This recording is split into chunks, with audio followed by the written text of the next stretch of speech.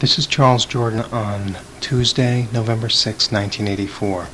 And this is Election Day, 1984. The time now is coming up to 1 o'clock in the morning. And now stand by for a tape recording on this, the election of 1984 between incumbent President Ronald Reagan and challenger Walter Mondale. And now stand by for news reported at 1 o'clock in the morning.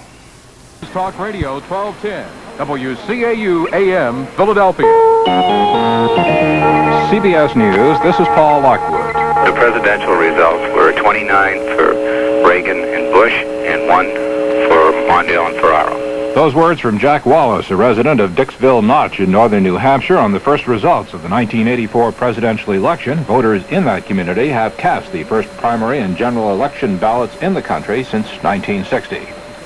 With the curtain coming down on the 1984 election campaign, President Reagan played his final scene before the home folks in California, winding up at a familiar spot, a shopping center in San Diego.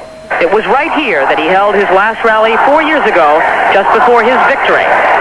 Mr. Reagan described his campaign here as having been a wonderful journey, and he said he's been wanting to tell the crowds, thank you for how easy you're making it for an old campaigner. Mr. Reagan also got in another plug for congressional candidates. The most important election in 50 years, Mr. Reagan said. That's what this is, and we must win more than the presidency. Mr. Reagan said, if you send me a Congress I can work with, we can tell Tip O'Neill that his days of obstructing progressive legislation are over. Deborah Potter, CBS News, with the Reagan campaign in San Diego.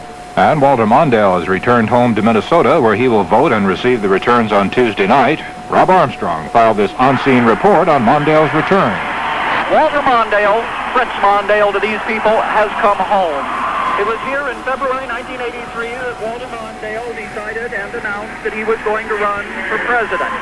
And tonight, after a long and grueling and arduous campaign, Mondale returns to a hangar at Minneapolis-St. Paul Airport, a long trip home from Los Angeles today to Mason City, Iowa, where he made his first appearance outside of Minneapolis after deciding to run.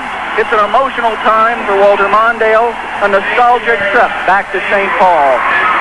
Rob Armstrong, CBS News, with the Mondale campaign in St. Paul. In Fort Worth, Texas, police used tear gas and fire hoses against strikers who threw rocks, bottles, and eggs outside the General Dynamics plant.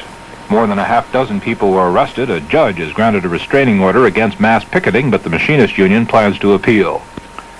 There is still no sign of rejection by the infant Baby Fae after her 11th day with the transplanted heart of a baboon. The child, whose condition remains serious but stable, was reported crying lustily by nurses who described her as cute as a button.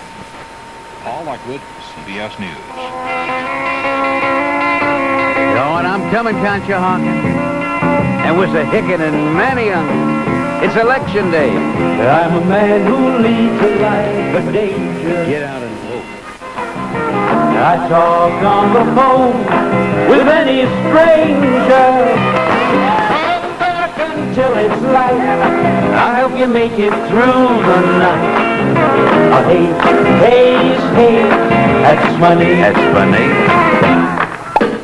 Richard Hay, Richard Hay. Oh, whoa, whoa, whoa, whoa, whoa, whoa, whoa, whoa, whoa, whoa, whoa. 6 minutes after 1 o'clock in the morning. It's a Tuesday morning, November the 6th is what it is. The 311th day of 1984. 55 days left, and this is Election Day.